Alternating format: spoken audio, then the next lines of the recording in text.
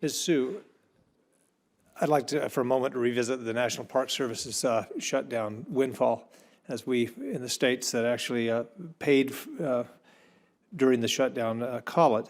When we previously discussed this in the last hearing, I didn't get what I feel are satisfactory answers here.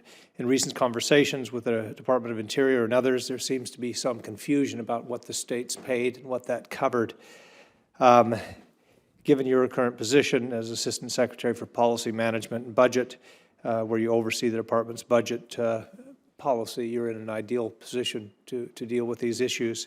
Now, in your capacity as Assistant Secretary, did you work with the Secretary to understand and implement the Continuing Appropriations Act of 2014? Yes, sir, I did. Okay. Is it your understanding that that act provided retroactive pay for National Park Service employees? Yes, it is, sir. It did. In a response letter about the park openings, Director Jarvis acknowledged that personnel costs make up the bulk of park operating costs. Is that true? I actually don't know the exact mix, but yes, the Department of Interior overall is very personnel intensive in terms of our budget. Thank you.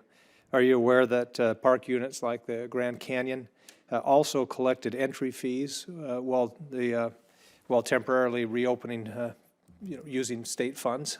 I am not aware of the specific details of that, but okay, that would make sense. Yes, they did, and those fees went to the Department of Interior. While those 6 states provided $2 million to cover a portion of park operating and personnel costs during the shutdown, the parks collected gate receipts, and Congress also retroactively funded park units for all of those same costs during the park, through which the park, where they expended funds during the entire shutdown. As such, it appears that the Park Service received about a $2 million windfall here. Is that correct? Is that how you see it? And if not, how do you see it?